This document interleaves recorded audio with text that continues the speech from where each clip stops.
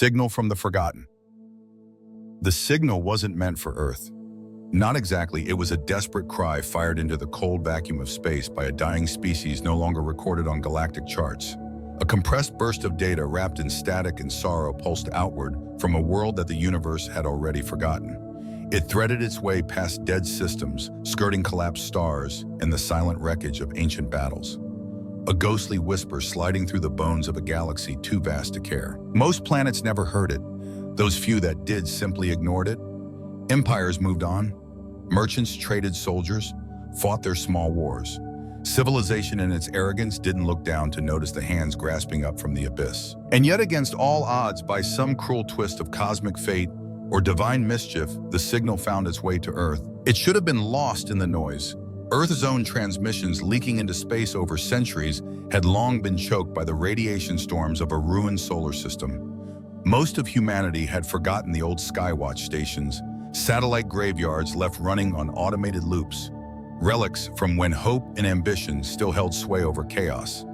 But one battered installation buried beneath the ice sheets of Siberia still listened. Its antenna half broken, its servers clinging to ancient operating systems, like wheezing old men caught the signal as it drifted by a wounded cry slipping through dying code. For nearly 6 hours, the call bounced through servers designed for weather forecasting and outdated astrophysics data, unnoticed among terabytes of background noise.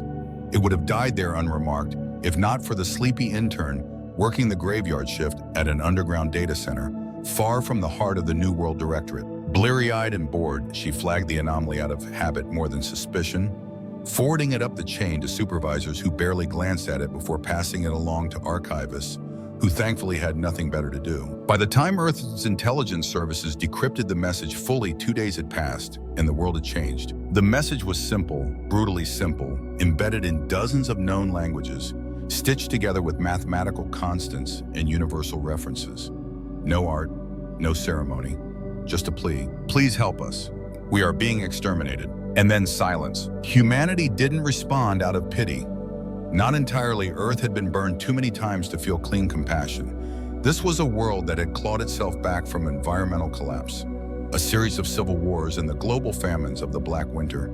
Compassion had been thinned into a brittle, suspicious thing. What humanity understood in the marrow of its bones was this: if something out there was strong enough, merciless enough to erase an entire civilization, it wouldn't stop with strangers crying into the void. Sooner or later, it would come for Earth. Thus, the decision came fast, faster than anyone expected. Within hours, hidden protocols were activated, files buried so deep in Directorate archives that even most sitting council members didn't know they existed. Orbital dockyards lit up with emergency red. Black site weapons, long thought dismantled, were quietly loaded into hangars. Mothballed warships were dragged from frozen harbors and ancient shipyards. Earth's skies, once quiet and somber under the shadow of a reborn society, now blazed with activity. It was not a call to heroism. It was not a call to adventure. It was a call to survival. Standing among it all, above the turmoil and preparation, was Admiral Kale Maroro, a man who had seen too much of humanity's worst and still stood unbroken. When he first read the decoded message alone, deep within the Directorate's strategic command, he hadn't smiled. He hadn't even frowned. His face had simply hardened, the lines deepening like cracks in old stone. His mind, tempered by tragedy, saw the future stretching out ahead of them like a battlefield already burning. This was not mercy. This was not charity. This was war, and this time the stars would know it. Gathering the wrath. The preparations moved faster than any military mobilization in Earth's history. Orders were issued in the dead of night, carried through hidden channels, encrypted under old war protocols dating back to the Black Winter. From the tundra bunkers of Nova Europa to the towering orbital arrays above the Pacific megacities, humanity stirred like a sleeping beast roused by a predator's scent. It wasn't an act of unity born from hope. It was survival instinct, pure and primal, coalescing across continents in colonies like fire-catching dry grass. 7 orbital dockyards, silent for generations, preserved more as monuments than assets, flared to life in blinding synchrony. Forge stations belched molten steel into skeletal frames of battle cruisers, fields of drone carriers, kinetic artillery ships, and interceptor squadrons launched into low Earth orbit in frantic waves deep beneath Luna's southern pole. Black site arsenals unsealed, revealing weapons so dangerous, so forbidden, They were only supposed to be used in extinction scenarios. Earth had decided this counted. Across the old nations, under skies still scarred by past wars, they dug up the bones of humanity's darkest dreams and stitched them together into a new war machine. They called it Firefall Fleet. And at its spearhead stood the Vengeance, the first true dreadnought constructed since the end of the Martian sieges. An engine of war named not for defense but for retribution. Sleek in design, brutal in silhouette, it bristled with singularity. Torpedoes, kinetic rods, antimatter mines, and weaponry. So classified, even its engineers whispered around its specifications. At its helm, Admiral Cale Marrero moved through the activation drills with grim efficiency, his face sharp and chiseled by decades of battles lost and battles survived, betrayed no uncertainty. He had long ago buried doubt alongside those he had failed to save his daughter, lost to the riots of New Mumbai. His son vanished in the cybernetic purges of the lunar colonies. Peace had never been his companion. War was all he understood, and when the Directorate had called, he hadn't hesitated. As fleets assembled in orbit, a thin message was transmitted across the Directorate's highest secure channels. Firefall, ready for deployment, awaiting final clearance. The Council sat in silence longer than was decent, some members staring hollow-eyed at the images of the Traelin's ruined worlds, others calculating political risks, losses, probabilities. But there was no real debate. Not anymore. Humanity had learned its lessons the hard way. Hesitation only fed the flames. Eventually, the chairwoman, an old woman with a voice like broken glass, pressed her thumb against the authorization seal. "Firefall is cleared to engage," she said. And Earth's wrath, once a whisper, roared into a storm. Beneath the tumult scattered across the world, people looked up and noticed the sky ablaze with trails of launching ships. Farmers paused in their fields. Children blinked through augmented reality visors. Workers at the orbital elevators stepped aside as heavy shuttles lifted into the heavens. Most didn't know the reason yet. They only felt the weight in the air. The old fear reborn, the primal ache at the edge of understanding that somewhere something had gone terribly wrong. In the corridors of the Vengeance, the final crew musters formed men and women, soldiers and scientists, engineers and tacticians. Each filed into position with the heavy calm of those who understood the stakes without needing them. Spelled out, they were not heroes. They were humanity's middle finger raised against the abyss. Cale stood alone on the bridge as the countdown to slip space ignition ticked lower, staring out through the massive viewport at the tapestry of Earth's curved surface far below. Cities pulsed like veins of light beneath night clouds, fragile and fleeting, compared to the endless dark above. He placed a hand on the reinforced glass, feeling the old anger burning steady in his chest. "You'll stay safe," he murmured. Not to the fleet, not to his crew, but to the billions sleeping unknowingly under those clouds. No matter what we find out there. The comms officer's voice interrupted the moment. "Admiral, all ships report green Firefall Fleet standing by for jump." Cale straightened, his voice when it came was low final. "Take us into the fire." And with that, Firefall Fleet vanished into slip space. Earth's fury hurled like a spear into the void, meeting the trail in hearing of the silence. Slip space was never kind to the human body. Even with decades of refinements with pulsive stabilizers and inertia dampeners humming in perfect sync, the leap through folded dimensions still felt like being dragged through broken glass behind a burning star. Bones shivered, teeth ached, dreams twisted into violent storms of memory. But the Firefall Fleet endured, forging its way across the abyss between worlds, driven by a will that burned hotter than any suffering the void could throw at them. When they emerged into real space at the edge of the Talon system, silence greeted them, but not the silence of peace. It was a silence steeped in death. Debris fields stretched across the blackness, thousands of kilometers wide, twisted husks of once proud ships, shattered orbital stations and fragments of satellites still blinking feebly as if trying to send warnings too late. Scorched bones of entire civilizations floated like grave markers adrift in an endless night. No active defenses, no rescue beacons, just ruin. On the bridge of the Vengeance, Admiral Cale Marrero stood rigid, his eyes scanning the wreckage sprawling out like a drowned city. His voice was cold and clinical when he spoke.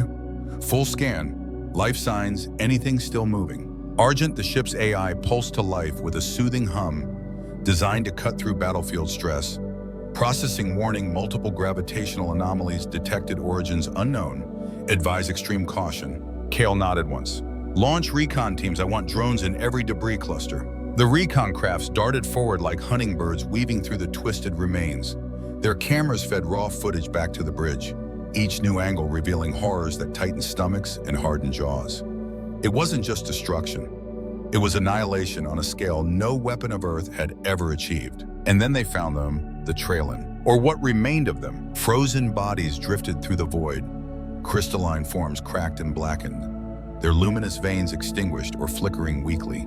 They floated in postures of agony, their limbs twisted into impossible shapes, their once ethereal beauty shattered. Some were embedded into the wreckage of their own cities, fused into architecture, as if melted and reformed in a storm of impossible energies. Entire cities on the surface of the Trailin homeworld had been flattened, not bombed, not burned. Flattened as if some incomprehensible force had smashed them like a giant's hand, swatting down a village of ants. Where once proud arcologies had risen into the heavens, now only smoking craters and cracked bedrock remained. Deeper scans revealed vast underground caverns where the Trailin had stored their life energy cores. Those too were gone. What remained were pits, raw gaping wounds still radiating residual heat, as if the planet itself had been subjected to open-heart surgery without anesthesia. Kale's hands tightened into fists behind his back. His jaw worked silently for a long moment before he spoke again. Get me survivors, anything, anyone. It took hours combing through rubble that threatened to collapse at the faintest touch. But finally they found them buried deep within a shattered vault beneath the ruins of a once glorious city. A handful of Trailin emaciated, their bioluminescent veins, flickering weakly in the darkness, clung to life in a barely functional pressure chamber. Human marines in exosuits broke through the vault's outer walls, dragging the survivors into medpods without knowing if the pod's atmospheres would even be compatible with their alien physiology. They had no time to debate. Compassion now was measured in seconds. One of the Trailin, a tall figure with deep cracks spider-webbing its luminous body, looked directly at Admiral Kale through the medbay's reinforced monitor.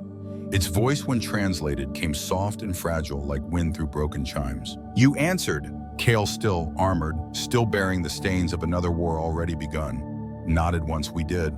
The Trailin blinked, slow and uncertain, as if the very concept was foreign. No one ever has before. And then it spoke. It told him everything. The enemy was called the Silence. But they were not raiders, not conquerors, not tyrants, seeking territory or resources. They were something far worse. They were the galaxy's exterminators. They did not come to steal or enslave.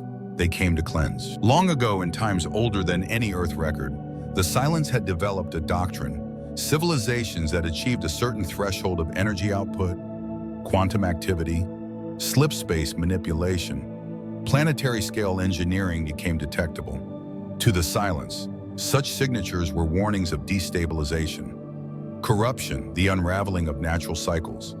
And so when a species reached that luminous tipping point, they came without warnings and without demands, without negotiation. They came to erase. The Silence didn't just destroy cities or fleets. They destroyed memory. They bent gravity and quantum fields to tear apart the very histories of their victims, ensuring that nothing survived, not even the idea of what had been lost. They believed themselves custodians of a cosmic garden, ruthlessly pruning any growth they deemed unnatural. Thousands of civilizations gone reduced not to ruins but to nothingness. We were simply next. The Trailin whispered its voice like a death knell. Kale stood there silent and unmoving as the weight of those words settled onto his shoulders. The stars outside the viewport burned cold and distant, unfeeling witnesses to the horror. No, Kale said at last, his voice low and steady, a blade drawn from its sheath. You're not next. He turned away from the medbay, stepping back into the war room, where his officers waited in tense silence. They made a mistake, he said, his voice carrying like a hammer, striking iron. They let the signal reach us. Orders began to fly, firefall. Fleet would trace the gravitational scars left by the Silence. They would follow the trail back to its source, because Earth had heard the call, and now they were going to hunt, chasing the Silence in the first clash. The hunt began in silence, firefall. Fleet engines, burning low and cold, ghosted through the wreckage of the Trailin system, following the barely detectable gravitational scars left behind. The Silence hadn't been careful. They didn't need to be. No one had ever followed them before, but now for the first time in countless cycles they were being pursued. Argent, the Vengeance's AI, pushed its sensors to their absolute limits, mapping dark matter fluctuations, folding space, anomalies and slipstream burns, like forensic investigators reconstructing a murder scene. Each jump deeper into uncharted space peeled back more layers of devastation. They found hollow planets where cores had been surgically extracted, systems where debris fields whirled around empty points of gravity like mournful processions. In one system, they found a world reduced to ash orbiting a dead sun, its oceans flash-boiled into vapor, continents crumbling into dust. It wasn't just destruction. It was erasure, deliberate and precise. Nothing left behind. No warning. No survivors. Each discovery tightened the steel in Admiral Cal Mororo's chest. He stood on the bridge with arms folded behind him, watching the data streams flicker across the holoscreens.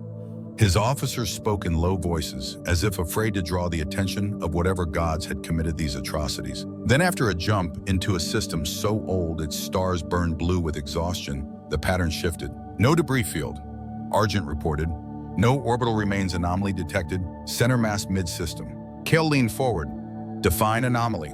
Argent hesitated a fraction of a second longer than acceptable. Quantum destabilization gravity flux. Localized movement detected. Movement, Kale repeated, his voice sharpening. Confirmed. Without waiting for further orders, the recon vessel surged ahead, their cameras transmitting shaky, distorted footage, and then they saw it. It wasn't a ship in any human sense. It wasn't a fleet. It was a presence. A shadow stretched across the stars themselves, blotting out light with an almost organic wrongness. The silence had not come in sleek warships or glittering fleets. They were singularities given form, moving masses of gravity and darkness shaped into long, jagged constructs that pulsed with barely contained force. One such entity now hovered above the hollowed remains of a planet, tendrils of gravitational distortion lashing out into space like a predator tasting the air. The Vengeance's bridge fell into stunned quiet. "My God," someone whispered. "No," Kale said flatly, "that's not God, that's our target." He gave no speech, no stirring call to arms. He simply pointed toward the anomaly and said, "Engage." The Firefall fleet moved in formation, spreading out like a pack of wolves. Recon ships peeled away. Heavy cruisers bristled with weapons primed for engagement. The Gravemind, a destroyer outfitted with Earth's newest layered shields and quantum armor, took point, escorted by swarms of drone fighters. The Gravemind moved closer, its sensors blazing, its weapon systems locked and loaded. Then it vanished. One moment the ship was there, feeding back telemetry voices on open comms. The next, only silence. No explosion, no debris, no cry for help. It simply ceased to exist, like a line of code deleted from reality. "Contact lost," Arjun said, voice mechanically calm. "Vessel integrity ceased, no energy signature remains." Kale's hands tightened into fists, his jaw locked. He stepped closer to the viewport, staring into the shifting mass of darkness that had devoured one of humanity's finest vessels without effort. "Fire everything," he said. The fleet obeyed. Missiles screamed into the void, their contrails weaving spirals through the darkness. Kinetic rods, plasma beams, fusion warheads, all hurled with the rage of a species that refused to go quietly. The bombardment struck true and disappeared. No impact, no detonation, no resistance. The weapons simply winked out as they touched. The silence's surface absorbed without sound, without even a ripple. Argent's analysis blared across the bridge. "Warning weapons, data corrupted matter, absorption detected." The target is not shielding against attacks, it is unmaking them. Kale gritted his teeth. "Then we escalate." He turned to his weapons officers, giving the order no human admiral had spoken in nearly 2 centuries. "Prepare singularity torpedoes, protocol Burnstorm." Shock rippled through the bridge, but no one hesitated.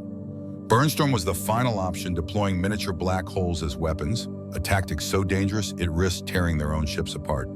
It had been banned by every surviving treaty after the Titan Wars.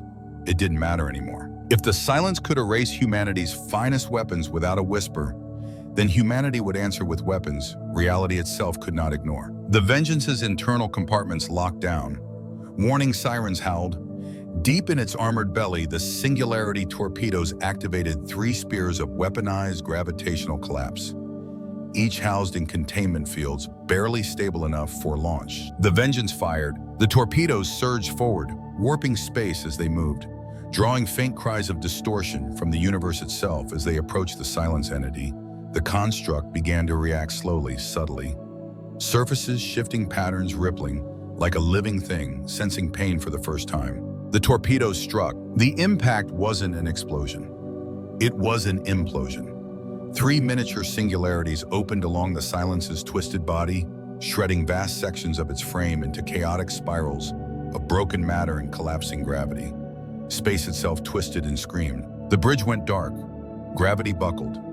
Men and women gripped their consoles, fighting to stay conscious as the universe convulsed around them. When the light returned, the Silence construct was no longer whole. The front third of its massive structure had been torn open, revealing gnarled metal bones and seething red light deep within its core. For the first time, humanity had drawn blood from a species that thought itself immortal. And then came the scream. It wasn't transmitted. It wasn't broadcast. It bypassed technology entirely, slamming directly into human minds.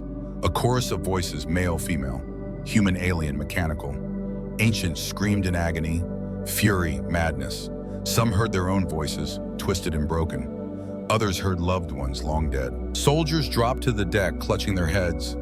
Some wept. Some clawed at their own flesh. One Marine pulled a sidearm and fired into the walls until someone tackled him. Argent's voice cracked through the chaos. Cognitive breach detected, neural suppression systems failing, emergency countermeasures active. Kale stood in the center of it all, trembling but unbowed fists clenched against the pressure crushing in from all sides. They had heard it, and now it was fighting back.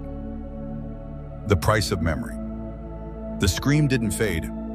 It grew, burrowing deeper into the minds of every human aboard the Firefall fleet. It wasn't sound as much as it was a tearing, a ripping open of memories and identity. The walls of the Vengeance seemed to pulse in time, with the psychic assault vibrating as if the ship itself were about to come apart at the seams. Private Kira Ewan collapsed in the weapons bay, her hands clawing at her ears. Through choked sobs, she whispered, "It's me. It's using my voice." On deck 9, a medic jammed a pistol under his chin before his comrades could restrain him. Across the ship, hardened Marines and seasoned officers screamed, wept, or sat frozen in catatonic terror as their own memories were weaponized against them. Admiral Kale Mororo gritted his teeth so hard he tasted blood. Around him, chaos churned. The bridge, usually the nerve center of discipline and control, had become a battlefield of its own. Officers twitched against their restraints, some sobbing, others babbling nonsense or cursing gods they didn't believe in. "Deploy peace-eye filters," Kale roared, his voice cutting through the madness like a blade. "Hook every soldier to neural suppressors. Lock down the AI core, scramble if you have to." Argent flickered, its avatar spasming, stuttering broken lines across the command holotables. Cognitive breach errors, emergency containment, initializing. Kale moved from station to station, forcing order back into existence by sheer force of will. He physically dragged 2 officers back into their chairs, slapped another hard enough to snap her out of a psychic trance. The fleet's emergency SI blockers began to flood the ship's atmospheres, nanite dispersal clouds designed to disrupt invasive psychic fields. Slowly, agonizingly, the madness began to recede. Dozens were already lost, some were catatonic, others had suffered complete mental fractures. A few weren't entirely human anymore. Something had wormed its way inside, whispering, clinging, refusing to let go. They would have to be quarantined if they survived at all. Kale stood in the wreckage of his own bridge, panting, sweat dripping down his face, his mind burned with echoes, images of his daughter choking in smoke, his son screaming from the burning lunar colonies. The Silence hadn't merely attacked them with force. They had reached into their memories, dredged up their greatest pains, and sharpened them into blades. He realized grimly that this was the true weapon of the Silence. They didn't just erase civilizations by destroying their bodies. They erased by breaking minds, by becoming them. A soft chime interrupted the grim silence. It was Valak, the Trail-in survivor. Kale turned sharply to the secure med bay screen. Valak was different now. His body, once translucent, crystal crisscrossed with faint blue veins, now pulsed with dangerous violet light. Cracks ran deeper across his form, and his eyes, if they could be called that, burned from within like coals. "The wound is deep," Valak whispered, "but not mortal." Kale moved to the screen, his voice tight. "You knew this could happen." Valak inclined his head, the crystalline facets of his face catching the dim emergency lights. "I remembered it happening before." The bridge fell silent at his words. "You remember," Kale said slowly. "I was dormant, slumbering between cycles. A living record hidden in stone until the right voice awakened me." His gaze sharpened, cutting through distance and species like a blade. "You woke me. Humanity woke me." Kale's fists tightened. "Why us?" Valak stepped closer to the glass, his glow intensifying. Because only humans, he said, are violent enough to fight gods and petty enough to keep going after the first punch. There was no arrogance in his voice, no derision. It was a simple statement of fact. Kale didn't smile, but something inside him, the part that had survived everything Earth had thrown at him, flared like a dying ember, catching flame. "We're not beaten yet," he said. Valak nodded once. "No, but you must move faster. The silence will adapt. Now they know you are a threat." Before Kale could respond, alarms blared again. Argent, its voice now stabilizing but still tinged with static, reported multiple slip space signatures, detected incoming silence constructs, 7 additional entities. The bridge darkened as threat overlays painted the screen in grim crimson. "They're not running," Kale muttered. "They're regrouping." His officers turned to him, waiting for orders. Shaken, bloodied, but standing, Kale drew a slow breath, feeling the weight of 1,000 broken memories pressing against his mind and shoving them aside. "Then we don't give them time to finish," he said. He turned back to Valak. "You said you're a living record." Kale said, "You remember their weaknesses." Valak nodded. "A heart. Always a heart. They store what they consume within their power and their curse." "And if we destroy it?" Kale asked. Valak's smile was a slow thing, terrible and beautiful. Then the cycle breaks. Kale turned back to the hollow screen. Across the void, the wounded silence construct drifted its shattered flank, still leaking red light into space. Beyond it, new constructs slipped into the system, monstrous shapes eclipsing stars. Kale's voice cut through the growing dread like a hammer blow. "Prepare boarding parties, find that heart." His crew looked at him as if he had lost his mind. Boarding a silence construct was suicide, it was madness. But madness, Kale thought grimly, was humanity's native language. "Lock weapons," he ordered, "deploy interceptors, and tell Earth." He paused, his voice lowering to a growl. "Tell them we're just getting started." The suicide run. They had no name for what the construct truly was. No classification, no comparative scale. It wasn't a ship in any human sense.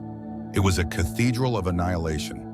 Part weapon, part organism, part archive of agony. Its wounded hull drifted like a ruptured god, leaking red light into space, while new constructs closed in behind it, forming a silent noose around the Firefall fleet. Admiral Kale Maroro knew they wouldn't get another chance. On the Vengeance, the hangar decks roared to life. Fireborn Marines, the last of Earth's elite shock troopers, suited up in full exo-armor, grab boots, magnetized visors locked. They moved with quiet precision. Not because they weren't afraid, but because they were. These were the veterans of Titan's blood rings, survivors of the Martian siege and the orbital insurrections of Luna. Most had died once already. Now they were just finishing the job. Kale stood among them, already sealed in his battlesuit, a gray armor unit scarred from conflicts decades past. He ignored the tactical briefings. He already knew. Infiltrate, locate the core, detonate. They wouldn't be coming back. The shuttle detached with a jolt, dropping from the Vengeance's underbelly like a nail from a hammer. The rest of the fleet remained behind, holding formation, bleeding energy barely intact after the Silence's psychic assault. The mission now fell to 13 souls hurled like a dagger into the enemy's exposed heart. As they approached the wounded construct, it didn't react. Its surface rippled, skin-like plates shifting in patterns that defied geometry. Tendrils of gravity, bent light and radio waves pulling the shuttle toward a fracture in the hull, a wound torn open by the Singularity torpedoes. The moment they crossed the breach, everything changed. Inside, the construct was wrong, not just alien, wrong in a fundamental way. Angles curved where they shouldn't. Walls pulsed like veins. Gravity surged and recoiled in waves, sometimes sideways, sometimes inverted. The air wasn't air, but something thick and electrical, tasting of copper and memory. In one corridor, Kale saw symbols scratched into the flesh like wall. Children's drawings, spiral stars, a sun with a face. He blinked and they were gone. Valak moved with them, no longer confined. He had refused to stay behind, and against every regulation Kale had brought him. The Trailon glowed from within, brighter with each step, his fractured form crackling with internal starlight. He moved as if guided by memory or fate. "This is not a ship," Valak said through the private comm. "It is a womb. They grow themselves inside these E's." Kale's voice came like gravel. "Then we abort it." They pressed deeper, passing through passageways that shifted when no one looked, through fields of static that whispered names only the Marines should have known. Their weapons trembled in their hands, not from recoil, but from unease. Sensors, misfiring scopes, distorting targeting systems, looping through the names of lost loved ones. Still, they moved forward. No drones attacked.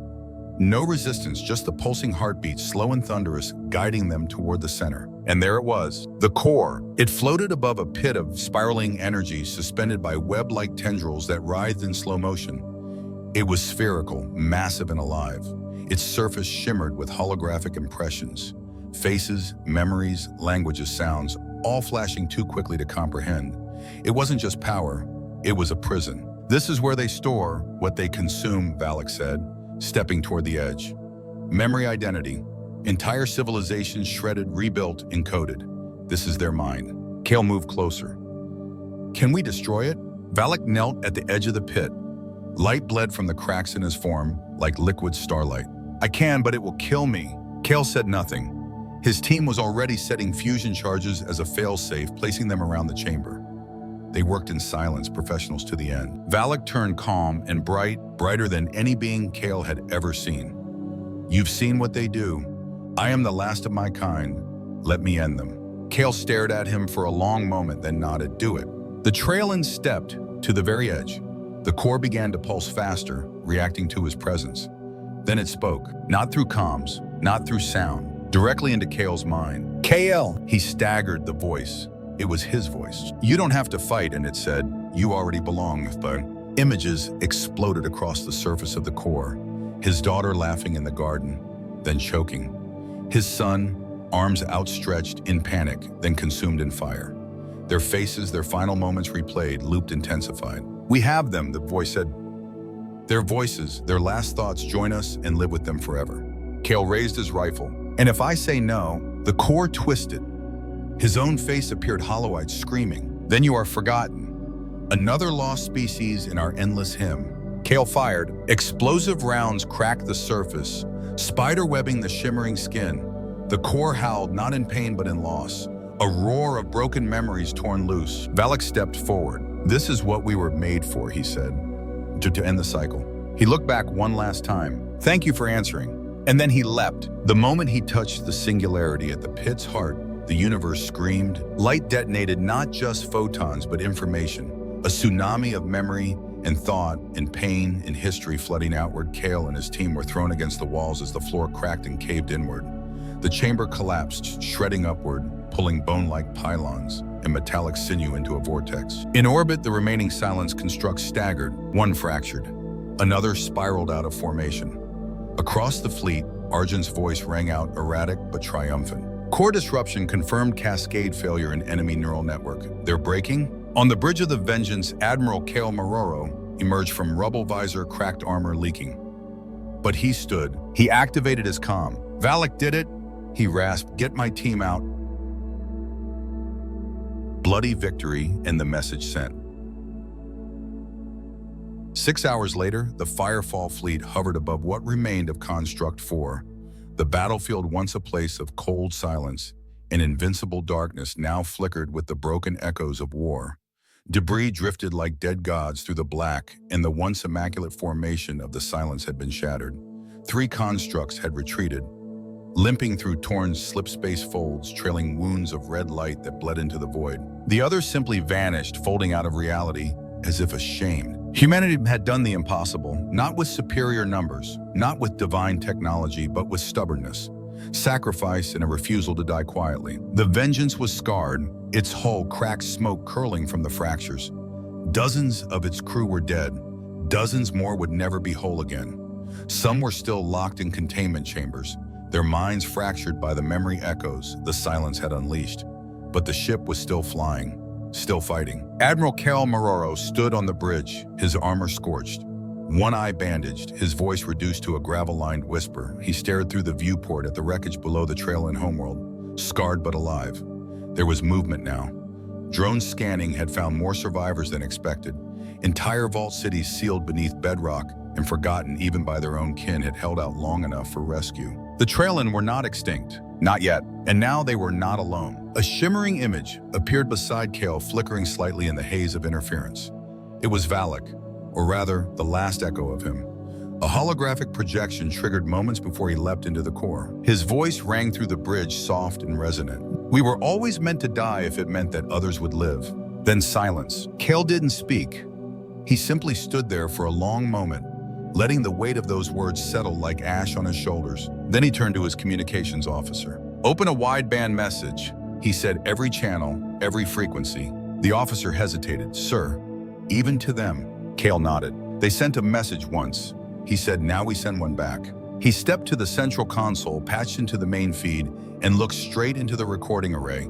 His face was battered, bruised, aged far beyond his years, but his eyes were clear, still human. "This is Admiral Cale Maroro of the Earth Directorate." His voice carried like a storm. "To any species out there listening, if you're alive, we'll come for you. If you're in danger, we'll fight for you." He leaned closer. "And if you're the kind that feeds on the weak, know this." He pressed a single key on the panel. "When you call Earth, we answer with fire." The message pulsed out across the stars, encoded in every known language, every spectral in bouncing through relays, satellites, and derelict probes forgotten in ancient orbits. It echoed in places that had not heard sound in millennia. It crossed the void into systems where death had already come, and into those where it hadn't arrived yet. And far away, something listened, something ancient, something wounded, but not dead. Within the remains of Construct 4, deep in the shattered pit, where the core once thrummed with stolen life, a single mote of red light pulsed faintly like an ember beneath ash. It wasn't enough to rebuild. Not yet, but it remembered. It would always remember. Back aboard the Vengeance, the trail, an ambassador once hidden among the survivors, now cloaked in new light, stood beside Cale. "You changed the cycle," the being said softly. "You broke the rhythm." Cale didn't look away from the stars. "We're good at breaking things." The Trailin bowed its head. "Then perhaps this time what comes after won't be silence." In orbit, the fleet reformed, ships realigned. Repairs began. Drones were dispatched to collect survivors, and Salvage Earth's Directorate received the data burst from Cale: battle footage, casualty lists, artifact analysis in the scream. They felt it too. Not all of it, not like the front line did, but enough. Enough to understand. Within the underground command bunkers on Earth, council members stood in stunned silence watching the playback. They saw the red core, heard the voice, saw Valak's final act.